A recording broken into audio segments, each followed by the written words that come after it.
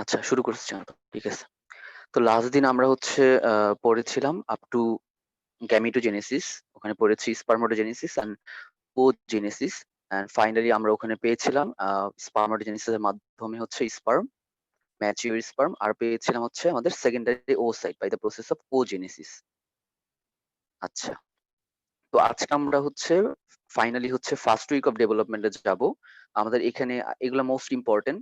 কালকের যে ২ টা টপিক ইম্পর্টেন্ট ছিল সেটা হচ্ছে ওজেনেসিস আর হচ্ছে স্পারমাটোজেনেসিস। মানে এটা আসার মতো কোশ্চেন, আসে সবসময় দেখবা। আর আজকে যেটা পড়তে যাচ্ছি সেটাও ইম্পর্টেন্ট। ফার্টিলাইজেশন, এখান থেকে পড়বো ক্লিভেজ, এখান থেকে পড়বো ইমপ্লান্টেশন, দেন আমরা যাব সেকেন্ড উইক অফ ডেভেলপমেন্টে কি হয়। সেই কোশ্চেন গুলো অ্যাজ ইউজুয়াল প্রফে সবসময় আসে, লাইক সেকেন্ড উইক অফ ডেভেলপমেন্টটা ড্রয়িং লেভেল করো, হ্যাঁ, এগুলো দেখবা যে কোশ্চেন ব্যাংক খুললেই দেখবা যে এই কোশ্চেন গুলো আসে বারবার। আচ্ছা, তো ফার্স্টে হচ্ছে drawing level first week of ডেভেলপমেন্টে যাওয়ার আগে আমি একটু বলে নিই যে এখানে ফার্টিলাইজেশনটা কি আসলে, কারণ ফার্টিলাইজেশন দিয়েই হচ্ছে ফার্স্ট উইক অফ ডেভেলপমেন্টটা শুরু হবে। আচ্ছা, তো ফার্টিলাইজেশন ইজ নাথিং বাট যে male and female gamete fuse to form মানে জাইগোট, তাই না?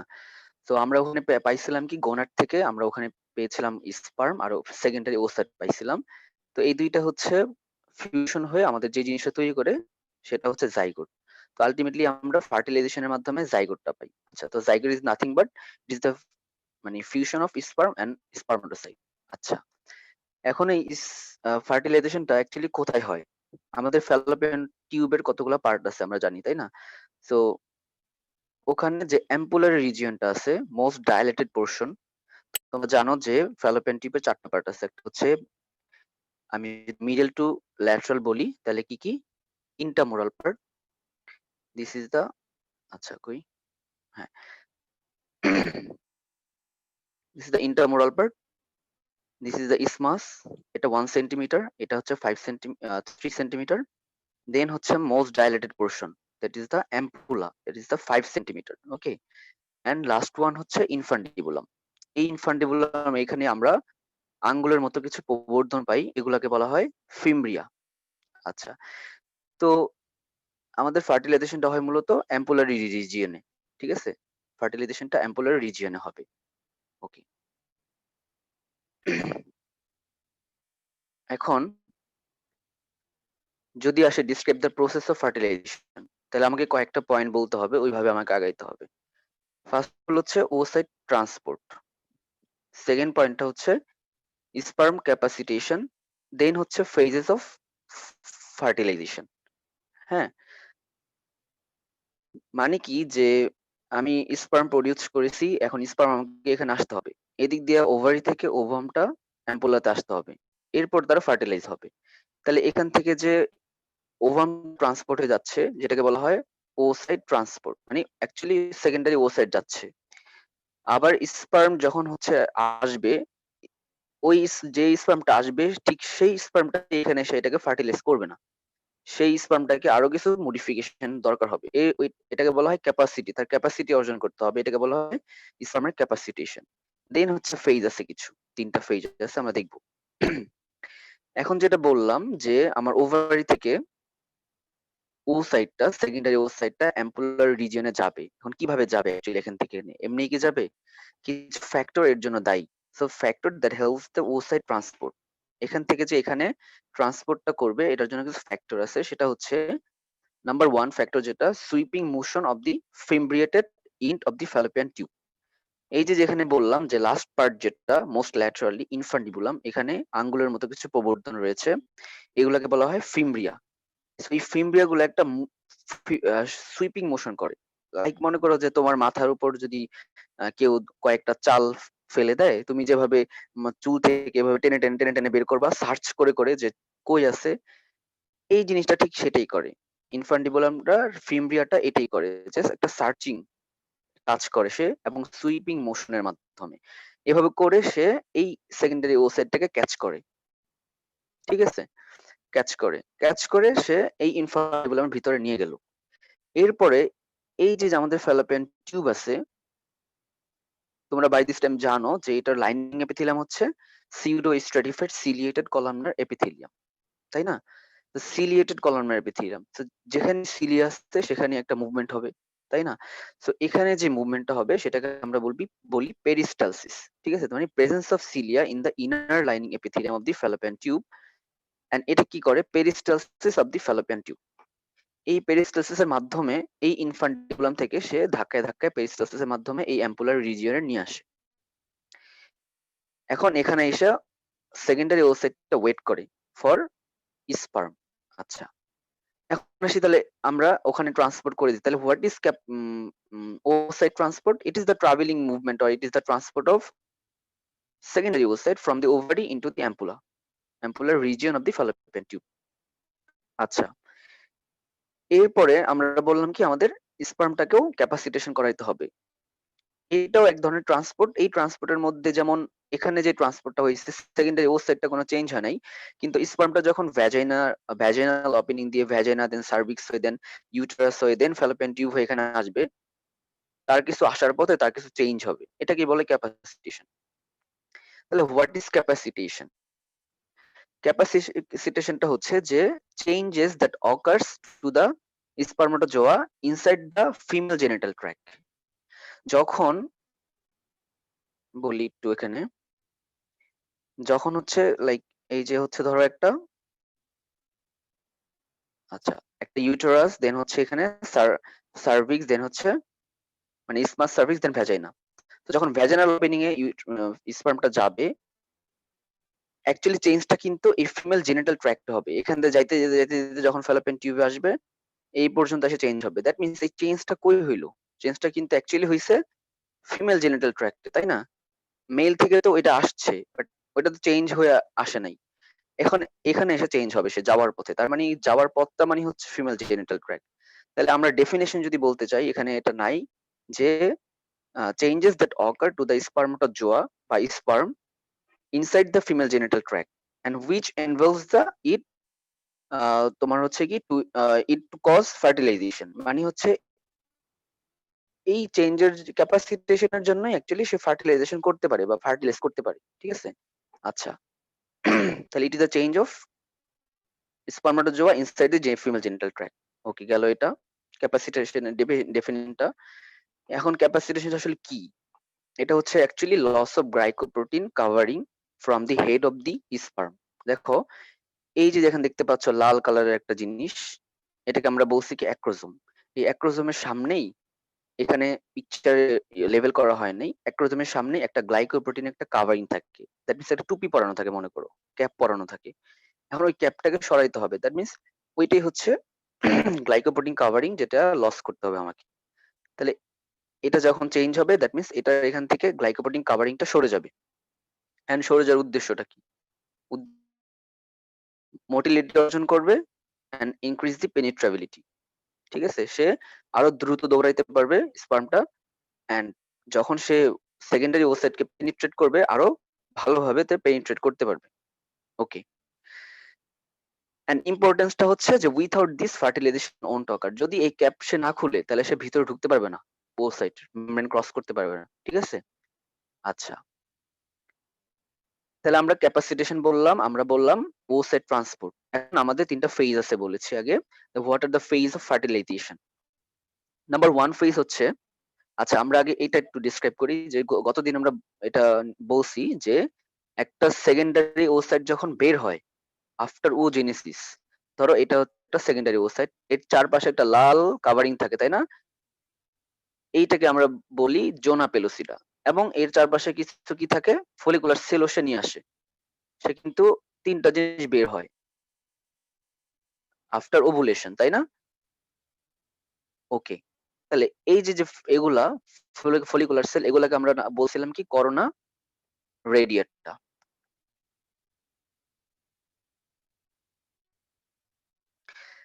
এই যে লাল একটা গ্লাইকোপ্রোটিন কাভারিং থাকে, এটা হচ্ছে জোনা পেলোসিডা। জোনা পেলোসিডা। আর মাঝখানে বসে আছে কে? Secondary oocyte। এই জিনিসটা এখানে লক্ষ্য করো, যখন এই যে স্পার্ম আসতেছে, আরেকটা জিনিস বলে নিই, যখন হচ্ছে একটা ধরো এখানে একটা ইউটেরাস দেন হচ্ছে ভ্যাজানাল ওপেনিং, যখন মানে স্পার্ম আসবে এই ফিমেল জেনিটাল ট্র্যাক্টে 300 থেকে 400 টা স্পার্ম ডিপোজিট হবে ফার্স্টে। 400 মিলিয়ন, ঠিক আছে? 300 থেকে 400 মিলিয়ন ডিপোজিট হবে in a single sexual intercourse. Okay. 300 থেকে 400 মিলিয়ন আসবে। এই 300 থেকে 400 র মধ্যে 300 থেকে 400 টা 300 থেকে 400 টা হচ্ছে ক্যাপাসিটেশন লাভ করবে। ঠিক আছে? ক্যাপাসিটেশন লাভ করবে। এই 300 থেকে 400 টা ক্যাপাসিটেশন লাভ করার মধ্যে 100 থেকে 200 টা 100 থেকে 200 টা হচ্ছে আমাদের এই করোনা রেডিয়াটাকে ক্রস করবে। এই যে করোনা রেডিয়াটা, এই যে এই করোনা রেডিয়াটাকে ক্রস করবে। এবং ঠিক এই 100 থেকে 200 টার মধ্যে অনলি একটা আমার ভিতরে যে সেকেন্ডারি ওসাইট বসে আছে এইটাকে গিয়া ফার্টিলাইজ করবে। দেন এটাতে কি হবে? তোমার জাইগোট ফর্মেশন করবে। বুঝছো? এই জিনিসটা মনে রাখবা যে 300 থেকে 400 মিলিয়ন ফার্স্টে ডিপোজিট হয়। 300 থেকে 400 টা এর মধ্যে থেকে ক্যাপাসিটেশন লাভ করে। 300 থেকে 400 টা ক্যাপাসিটেশন লাভ করার থেকে আবার 100 থেকে 200 টা জোনা পেলোসিটাকে ক্রস করে। সরি, যে করোনা রেডিয়াটাকে ক্রস করে এবং অনলি একটা জোনা পেলোসিটাকে ক্রস করে সে ফার্টিলাইজ করে। যদি এটা না হয় তাহলে কি হবে আমি একটু পরে বলতেছি। আমি আগে এটা বলি, তাহলে ফার্স্ট ফেজ যেটা সেটা হচ্ছে আমাকে বললাম যে এখানে কি বলছি 3টা যে লেয়ার আছে, বাইরের দিকে যেটা করোনা রেডিয়াটা, সেকেন্ড যেটা জোনা পেলোসিটা, দেন হচ্ছে ওসাইট। তাহলে ফার্স্ট আমাকে ক্রস করতে হবে কি এই বাইরে যে জিনিসগুলো ফলিকুলার সেল করোনা রেডিয়াটা, এটাকে that means penetration of the corona radiata, 1 number phase. 2 number কাজ হচ্ছে পেনিট্রেশন অফ দি জোনা পেলোসিটা। এই যে লাল গ্লাইকোপ্রোটিন কাভারিং দেখাইছি এটাকে ক্রস করতে হবে, পেনিট্রেট করতে হবে। এন্ড নাম্বার 3 হচ্ছে fusion of the oocyte and sperm cell membrane. Sperm একটা সেল, ওসাইট একটা সেল, দ্যাট মিন্স এদের সেল মেমব্রেন দুইটা এখানে গিয়া ফিউজড হবে। দেন হচ্ছে এটা ওভাম হয়ে যাবে, সেকেন্ডারি ওসাইট থেকে একটা পোলার বডি তৈরি করবে। আচ্ছা, এগুলো 3টা ফেজ। তাইলে যখন তুমি লিখবা যে উম, একটা কোশ্চেন এভাবে আসতে পারে, write down or describe the process of fertilisation, then হচ্ছে এভাবে আগাইতে হবে। হ্যাঁ, পয়েন্ট পয়েন্টে oocyte transport, sperm capacitation, then phase of fertilisation, phase 1 2 3 তে কি হয়। হ্যাঁ, এটাতে কি হয়, ফার্স্টে ফেজ হয় করোনা রেডিয়াটাকে পেনিট্রেট, সেকেন্ডটা জোনা পেলোসিটা, থার্ডটা হচ্ছে স্পার্ম এন্ড ওসাইট মেমব্রেনকে ফার্টিলাইজ করতে হবে। আচ্ছা, এরপরে আমরা এখন আরো 2টা জিনিস পড়বো। একটা হচ্ছে 2টা রিঅ্যাকশন পড়বো। একটা হচ্ছে what is acrosome reaction, what is zona reaction. আচ্ছা, অ্যাক্রোসোম রিঅ্যাকশনটা হচ্ছে যে আমাদের এই যে আমাদের স্পার্মটা এটা কি অ্যাক্রোসোম, তাই না? এই অ্যাক্রোসোম থেকে যখন এই অ্যাক্রোসোমটা করোনা রেডিয়াটাকে পায়ার্স করবে বা পেনিট্রেট করবে, তখন এই হেড থেকে অ্যাক্রোসোম থেকে কিছু এনজাইম লাইক সাবস্টেন্স রিলিজ হবে। কি কি এনজাইম রিলিজ হবে? Acrosin, hyaluronidase enzyme and trypsin like substances. এগুলা সেই অ্যাক্রোসোম থেকে রিলিজ হবে। এবং এগুলো রিলিজ হওয়ার মানে কি, এগুলো কি প্রোটিওলাইটিক এনজাইম, তাই না? প্রোটিওলাইটিক এনজাইম, দ্যাট মিন্স এগুলা কি করে দিবে, এই যে পেনিট্রেশন অফ দি করোনা রেডিয়াটা জোনা পেলোসিরা, এগুলাকে সে ভেঙ্গে টেঙ্গে একদম লাইসিস করে দিয়ে ভিতরে ঢোকার জন্য চেষ্টা চালায় যাবে। দ্যাট মিন্স রেজাল্টটা হচ্ছে এটার penetration of the corona radiata and zona pellucida. That means এটার জন্য সে এগুলোকে পেনিট্রেট করতে পারবে করোনা রেডিয়াটা জোনা পেলোসিটাকে। ওকে, তাহলে এটা গেল হচ্ছে আমাদের অ্যাক্রোসোম রিঅ্যাকশন। এটাই অ্যাক্রোসোম রিঅ্যাকশন, যে head of the sperm release হয় কিছু এনজাইম, অ্যাক্রোসিন, হায়ালুরোনিক অ্যাসিড আর হচ্ছে বা হায়ালুরোনিডেস এনজাইম আর ট্রিপসিন লাইক সাবস্টেন্স রিলিজ করে, and that helps in penetration of the corona radiata and zona pellucida. ওকে, এরপর আমরা একটা রিঅ্যাকশন করবো, সেটা হচ্ছে জোনা রিঅ্যাকশন। জোনা রিঅ্যাকশনটা হচ্ছে এই যে জোনা পেলুসিডা, এইটাকে যখন স্পার্ম মানে 300 কি বললাম যে 100 থেকে 200 টা ক্রস করে যখন এই জোনা পেলুসিডার গায়ে আসবে তখন একটা রিঅ্যাকশন হবে। এইটা এমন একটা জিনিস, লাল জিনিসটা হতে সুবিধা মানে একজনকে ভিতরে ঢোকাবে, এর বেশি ঢোকাইতে দিবে না। ঠিক আছে, যখন করোনা রেডিয়াটাকে 100 থেকে 200 টা ক্রস করে সে জোনা পেলোসিডার গায়ে চলে আসবে 100 থেকে 200 টা, তখন সেই 100 থেকে 200 টা থেকে অনলি একটা ভিতরে ঢুকতে পারবে। যখন এটা ভিতরে ঢুকে যাবে তখন সে আর কাউকে অ্যালাউ করবে না এন্ট্রিতে। তখন আর যদি ১০০টা আসে তাহলে ৯৯ জনই বাদ পড়ে যাবে। ৯৯ জনকে নট অ্যালাউ। অনলি একজন ভিতরে ঢুইকা সেকেন্ডারি oocyte-কে ফার্টিলাইজ করবে। ঠিক আছে? তাহলে জোনা পেলোসিডা হচ্ছে upon attachment of the first spermatozoa to the zona pellucida. যখনই প্রথম স্পারমাটোসাইট এখানে লেগে যাবে অ্যান্ড বাকি ৯৯টা আউট। ওদের আর ঢুকতে পারবে না যত চেষ্টাই করুক। ঠিক আছে? ব্যর্থ হয়ে যাবে। কারণ ওর স্ট্রাকচার চেঞ্জ করে ফেলবে। ও এমন একটা জিনিস জোনা পেলোসিডা। এটা কিন্তু কোনো সেল না। জোনা পেলোসিডা হচ্ছে একটা নন লিভিং লিভিং সামথিং কিছু একটা। হ্যাঁ? এটা নো লাইফ। বাট এর ভিতরে যে জিনিসটা আছে এটা কিন্তু সেকেন্ডারি ওসাইট, একটা সেল। বুঝছো? ওকে। যখন একটা স্পার্ম লেগে যাবে দেন কনফরমেশনাল কিছু চেঞ্জ হবে। স্ট্রাকচারাল কিছু চেঞ্জ হবে এর মধ্যে জোনা পেলোসিডার মধ্যে। এরপর কি করবে সে? No more spermatozoa or sperm can penetrate. ঠিক আছে? এন্ড এটাই হচ্ছে পারপাসটা কি প্রিভেন্ট পলিস্পার্মি। যদি এখানে ৫-৭টা ঢুকে যায় স্পার্ম তাহলে তো পলিস্পার্মি হয়ে যাবে না? একটা মানে কয়েকটা স্পার্ম গিয়ে যদি একটা ওভামকে ফার্টিলাইজ করে তাহলে তো কি অবস্থা হবে চিন্তা করো। যেখানে আমরা একটা জাইগোট তৈরি হয় মাত্র ২টা জিনিস পাই ওখানে, তাই না? একটা স্পার্ম একটা ওভাম। সেখানে যদি ৫-৬টা স্পার্ম বা অনেকগুলো স্পার্ম যায় আর একটা ওভাম থাকে তাহলে তো অবস্থা শেষ। এইটা হয়ে যাবে পলিস্পার্মি। সো জোনা পেলোসিটা কি করে? It prevents the polyspermy. So it is the important of for zona reaction purpose. তাহলে আমরা ২টা রিঅ্যাকশন পড়লাম, acrosome reaction and zona reaction. Okay, next. কালকেই বলছিলাম এই কথাটা যে কখন আমরা ওভাম বলবো। When does ovum convert from secondary oocyte? When spermatozoa or sperm touches the oocyte membrane. এই যে যখন মনে করো কি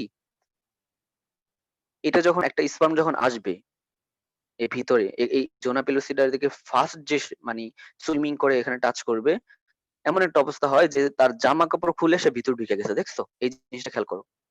দেখো এগুলো এরা কিন্তু অর্ধেক ঢুকে আর পারতেছে না। সে অনেক চেষ্টা করতেছে আর এটা তো আসতেই পারেনি, এগুলো আসতেই পারেনি। এটা একটা অনেক সুইমিং অনেক রানিং এ সে ফার্স্ট এসে টাচ করে এমন একটা অবস্থা হয়েছে তার যে কাভারিং ছিল সে কাভারিং সে বাইরে রেখে তার ভিতরের জিনিসটা ঢুকে গেছে, সেলটা ঢুকে গেছে। হুম, এই সেলটা ঢুকে যখন সে টাচ করবে সেকেন্ডারি ওসাইটটাকে টাচ করা মাত্রই এটাকে আমরা বলবো ওভাম, তখন আর সেকেন্ডারি ওসাইট বলবো না। তাহলে when spermatozoa touches the oocyte membrane and completion of second meiotic division, second meiotic division হয়ে কি হয়ে যায়? আমরা আগে পড়ছি যে প্রিমোডিয়াল জার্ম সেল, ওখান থেকে কি হবে? ও গনিয়া, তাই না? এখান থেকে হচ্ছে প্রাইমারি oocyte দুইটা, তাই না? হচ্ছে সেকেন্ডারি oocyte, প্রাইমারি oocyte আর একটা ফার্স্ট পোলার বডি। তারপর হচ্ছে সেকেন্ডারি oocyte এন্ড হচ্ছে এখান থেকে আবার third and fourth polar body আর এখান থেকে হচ্ছে আরেক সেকেন্ড পোলার বডি। টোটাল হচ্ছে ৩টা পোলার বডি।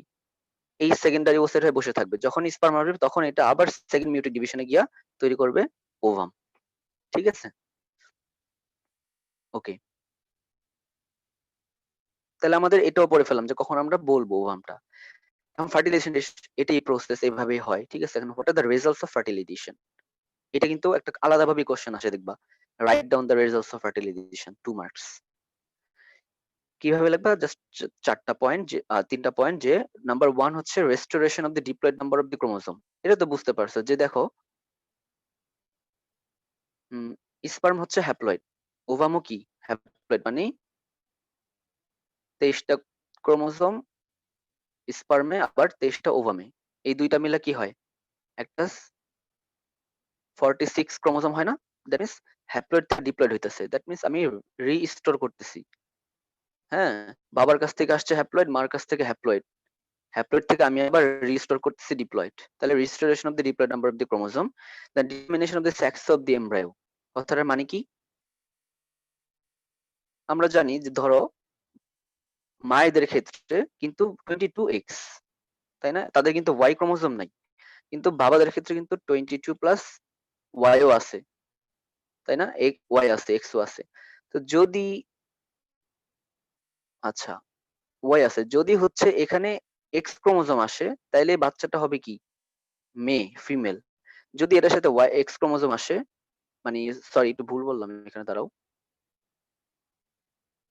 এখানে অ্যাকচুয়ালি XY আর এখানে ধরো XX, ঠিক আছে? আচ্ছা আবার একটু দেখাই।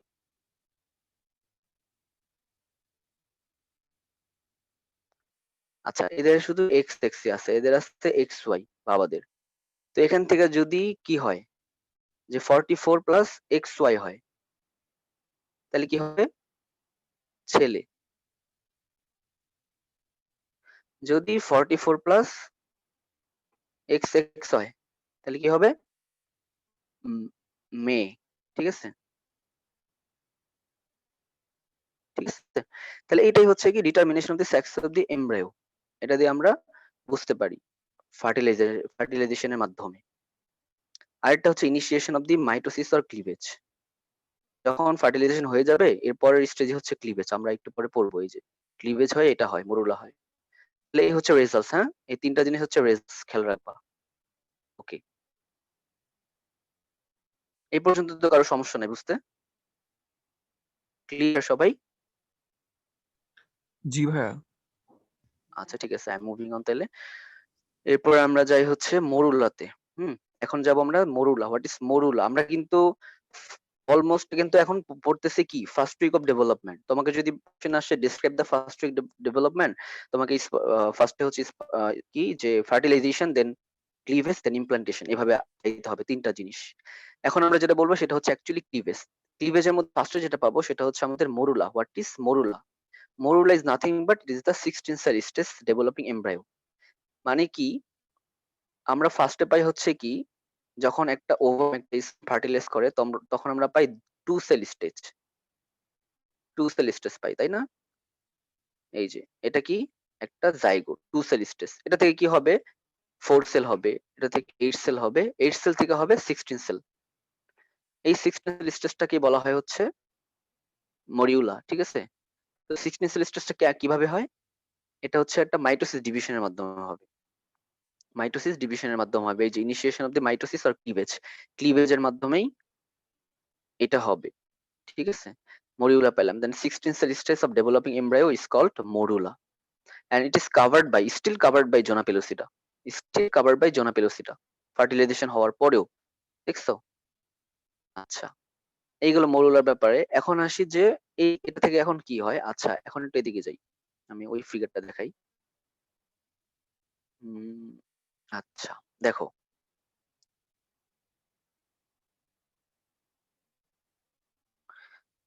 দেখো, আ আচ্ছা। এই যে দেখো এখান থেকে ওভামটা রিলিজ সেকেন্ডারি ওসাইটটা রিলিজ হইছে।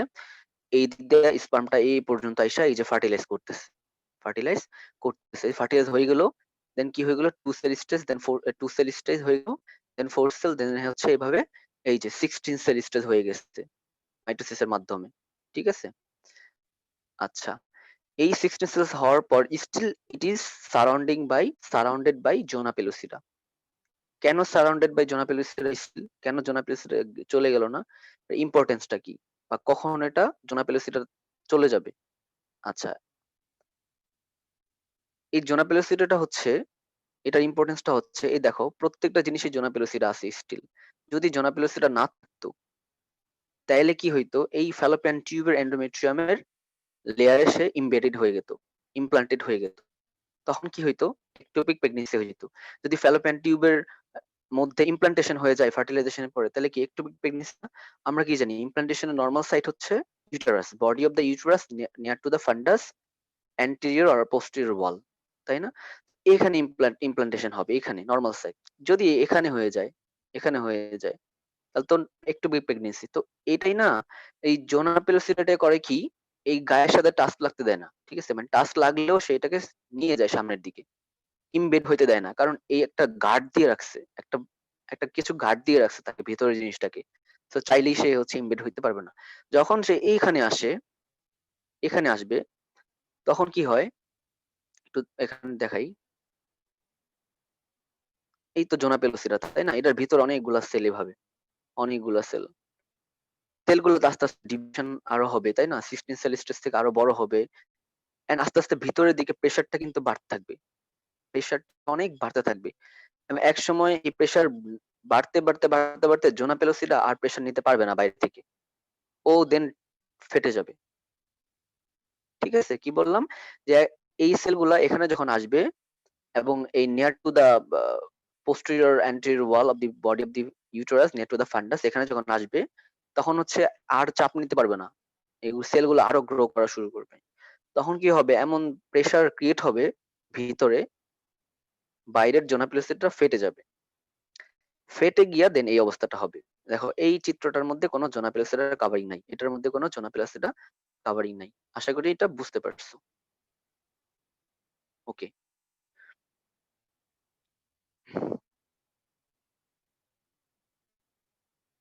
আচ্ছা, তাহলে আমরা যেটা বলতেছিলাম যে জোনাপিলোসিডা এখন কি হয়েছে, ফেটে যাওয়ার পর সে এখন কিন্তু আর জোনাপিলোসিডা নাই। এখন যে জিনিসটা হয়েছে, এই জিনিসটা থেকে এখন হয়ে গেছে এই জিনিসটা হয়ে গেছে। কিভাবে হইলো, ফার্স্টের দিকে ছিল এমন যে দাঁড়াও, এমন ছিল, এটার ভিতরে সেলগুলা এভাবে পুরোটা জুড়ে ছিল, তাই না? পুরোটা জুড়ে ছিল।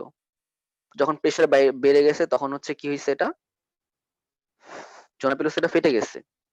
ফেটে গিয়া এই ভিতরে যে সেলগুলো আছে, এই সেলগুলা দুইটা অ্যারেঞ্জে ভাগ হয়ে গেছে। একটা অ্যারেঞ্জ হলো বাইরের দিকে, এইটা, এই যে এইটা, আরেকটা অ্যারেঞ্জ হচ্ছে ভিতরের কিছু সেল গুটি পাকায় এক পাশে চলে গেছে। অ্যাকচুয়ালি এই যে এখানে যে সেল দেখাইছি আমি, এইটা বা এইটা, এগুলো কিন্তু সব সেম সেল ছিল। এই এখানে গুটি পাকায় ছিল, যখন ফেটে গেছে তখন তারা দুইটা আলাদা ভাগে ভাগ হয়ে গেছে। একটা পেরিফেরি, একটা হচ্ছে তোমার ভিতরের পেরিফেরি, আর একটা হচ্ছে একদম পুরাটা কভার করে আছে। এই যে গুটি পাকা এখানে এক সাইডে বসে আছে। বাইরে যে সেলগুলা, এই সেলগুলাকে বলা হয় outer cell mass. Outer cell mass, এটার আরেকটা নাম হচ্ছে ট্রফোব্লাস্ট।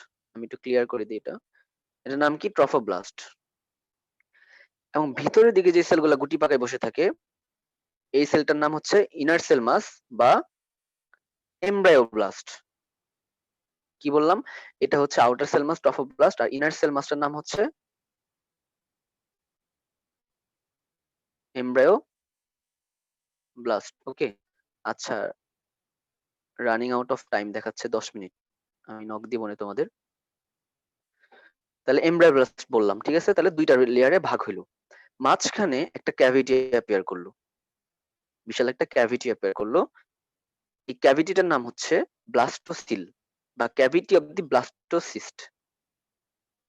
ঠিক আছে, তাহলে তিনটা জিনিস কিন্তু আমরা পাইলাম। ওই দুই ভিতরের সেলগুলো থেকে একটা গেল এমব্রায়োব্লাস্ট হয়ে গেল, একটা আউটার হয়ে গেল সেটা ট্রফোব্লাস্ট, আর ভিতর থেকে একটা ক্যাভিটি অ্যাপিয়ার করলো, এটাকে বলা হয় ব্লাস্টোসিল।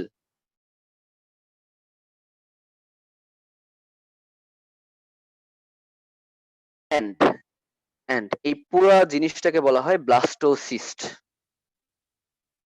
তাহলে তোমাকে যদি কেউ বলে একটা ব্লাস্টোসিস্টের মধ্যে তুমি কি কি দেখতে পাবা, তুমি বলবা যে স্যার বা ম্যাম, আমি দেখতে পাবো outer cell mass, that is the trophoblast. আমি দেখতে পাবো inner cell mass, that is the embryoblast. একটা ক্যাভিটি পাবো, সেটা হচ্ছে ব্লাস্টোসিল অথবা cavity of the blastocyst, and that is the blastocyst টোটালটা। ঠিক আছে, তাহলে এগুলো আমি বলে ফেলছি এখানে। ঠিক আছে, তাহলে what is blastocyst and drawing level যদি বলে তাহলে এইটা।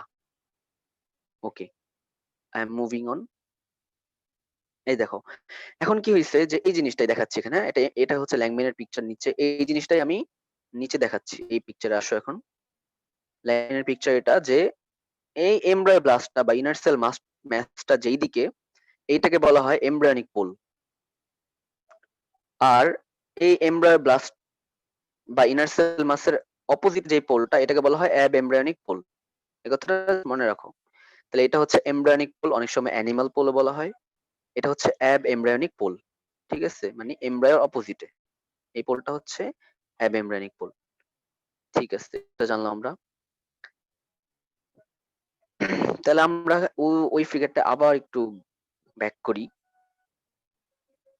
একটু জাস্ট রিক্যাপিচুলেট করো। দেখো এই যে এরকম একটা জিনিস পেয়ে গেছি আমরা, তাই না? এটাকে ডেসক্রাইব করলাম। এই জিনিসটাই কি করবে, নাম কি, ব্লাস্টোসিস্ট। এই জিনিসটাই হচ্ছে আমাদের ইমপ্ল্যান্ট হবে, এই জিনিসটাই ইমপ্ল্যান্ট হবে, মানে ইমপ্ল্যান্টেশন হবে।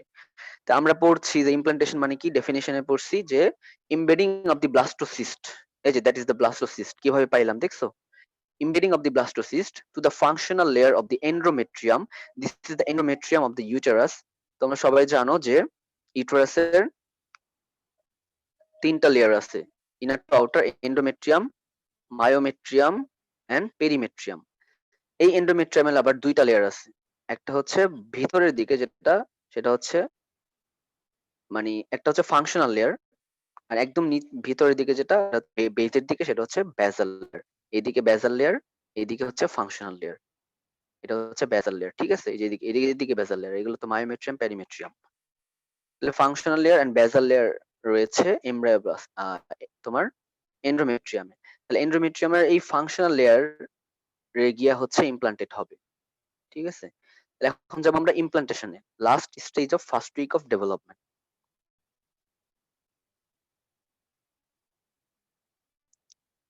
এই যে হোয়াট ইজ ইমপ্লান্টেশন, ডেফিনিশন একটু আসি। Embedding of the blastocyst, embedding of the blastocyst, embedding মানে কি গেঁথে দেওয়া বা গেড়ে দেওয়া। তুমি যদি একটা বাঁশ বা গাছ গেড়ে দাও মাটির মধ্যে, তাই না? এটাকে বলে embedding. So embedding of the blastocyst to the functional layer of the endometrium in the body of the uterus close to the fundus, either anterior wall or posterior wall। কখন হবে এটা? During first week of development. আমরা তো first week ডেভেলপমেন্টই পড়ছি। তাহলে এটা হচ্ছে ইমপ্লান্টেশনের definition.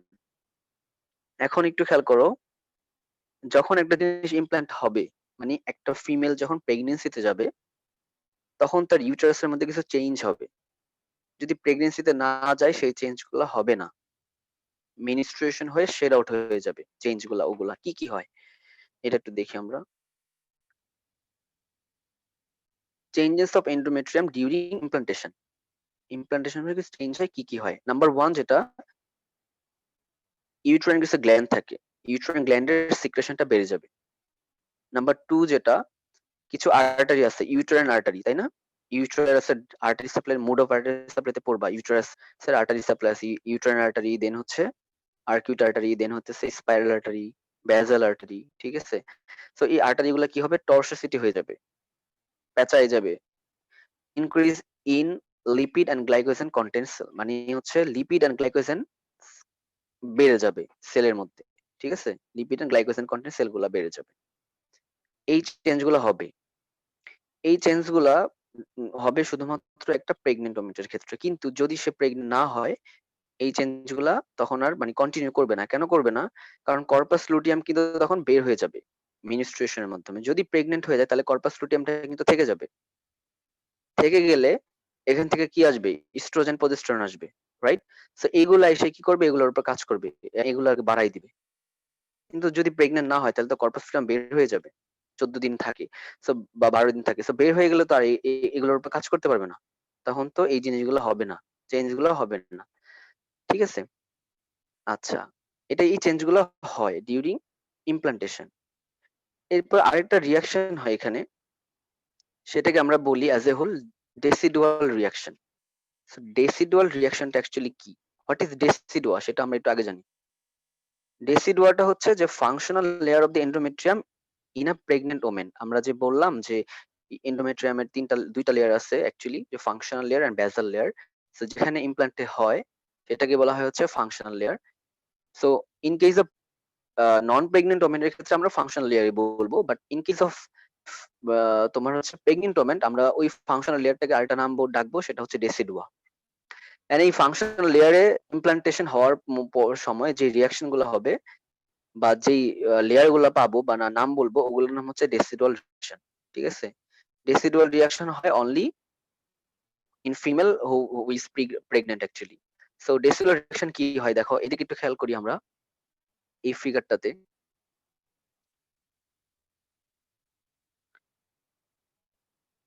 আচ্ছা, এই হচ্ছে আমাদের ব্লাস্টোসিস্টটা, তাই না? এটাই তো ইমপ্লান্ট হবে।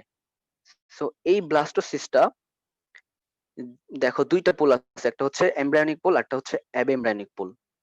সো এমব্রায়োনিক পোলটা যেদিকে ঘুরে আছে বা যেদিকে ফেস করে আছে, এই যে এমব্রায়োনিক পোলটা যেদিকে ফেস করে আছে, এই দিকে যে ভিতরে যে লেয়ার, আমি একটু দেখাই এখানে। এই যে আমি কমলা কালার দিয়ে দেখাইছি, দেখছো? এইদিকে যে ভেতরে যে লেয়ারটা, এইটাকে বলা হয় ডেসিডুয়া বেসালিস। এটাকে জাস্ট সবে মাত্র টাচ করছে, এটাকে আর কিছু করে নাই। কারণ এখানে কিন্তু হয় না ইমপ্লান্টেশন।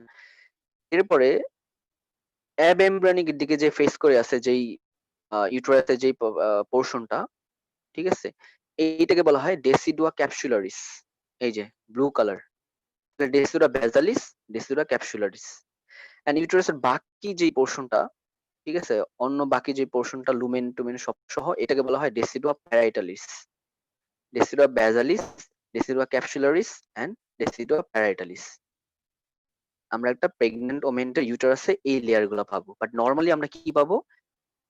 পাবো বেসাল লেয়ার, পাবো তোমরা পড়বা ফাংশনাল লেয়ার হচ্ছে আবার ২ টা, যে ওই কি যেন ছিল তোমার ফাংশনাল লেয়ার, মনে আছে কারো? স্ট্রাটাম বেসালিস, স্ট্রাটাম কম্প্যাক্টাম, স্ট্রাটাম স্পঞ্জিওসাম, তাই না? পড়ছো না? স্ট্রাটাম কম্প্যাক্টাম, স্ট্রাটাম স্পঞ্জিওসাম, এই ২ টাকে বলা হয় ফাংশনাল লেয়ার। আর স্ট্রাটাম বেসালিস যেটা সেটাকে বলা হয় বেসাল লেয়ার। ঠিক আছে? কিন্তু ইন কেস অফ প্রেগন্যান্ট ওমেনের ক্ষেত্রে এই কথাগুলো চেঞ্জ হয়ে যাবে। এমন হয়ে যাবে কারণ ডেসিডুয়াল রিঅ্যাকশন হয় এখানে। ঠিক আছে? আচ্ছা, আশা করি বুঝছো। তাই আমাদের শেষ। ইমপ্লান্টেশন হয়ে গেল এখানে। ঠিক আছে? ইমপ্লান্টেশন নিয়ে আর কিছু তেমন পড়ার নাই। জাস্ট ডেসিডুয়াল রিঅ্যাকশনটা হয় আমরা এটা বলে দিব। ইমপ্লান্টেশন হওয়ার পর এখন যেই জিনিসটা শুরু হবে সেটা হচ্ছে, তাহলে আমাদের ফার্স্ট উইক এই পর্যন্ত শেষ। বুঝছো? ফার্স্ট উইকে আর কিছু নাই। ফার্স্ট উইকে ৩ টা জিনিস। Number 1 fertilization, number 2 cleavage, number 3 তোমার ইমপ্লান্টেশন। এখন আমরা সেকেন্ড উইক অফ ডেভেলপমেন্ট শুরু করব। আচ্ছা, আমি আবার লিংক দিচ্ছি। ১ মিনিট দেখাচ্ছে, শেষ হয়ে যাবে, হ্যাঁ? একটু জয়েন দাও আবার কষ্ট করে।